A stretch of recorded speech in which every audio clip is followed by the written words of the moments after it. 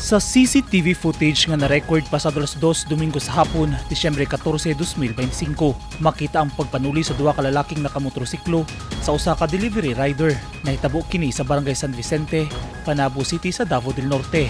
Ang biktima nga wala nanganli, residente sa Barangay Dato Abdul Dadia, Panabo. Sa video, makita nga busy ang biktima sa iyang i-deliver nga parcel diyang kalit miabot ang riding in tandem. Nakapula og t-shirt ug naka-helmet ang nagmaneho sa motor, samtang nakakalo og nakabonet ang angkas niini nga maoy nitiun og pusil sa biktima. Tungod sa kahadlok, igo na lang gitunol sa biktima ang iyang sling bag ngadto sa lalaking mitiun og pusil kaniya. Subay sa report sa Panabo City Police, natangag sa mga suspect ang 10,000 pesos na cash o cellphone nga sulod sa sling bag.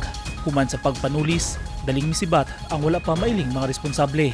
Naglusad og hot pursuit operation ng kapulisan batok sa mga tulisan. Padayon ang investigasyon sa Panabo City Police sa insidente aron maila ang mga suspitsado ug mapasakahan og reklamo. Eugene Hinutan, Newsline Philippines. Stay safe.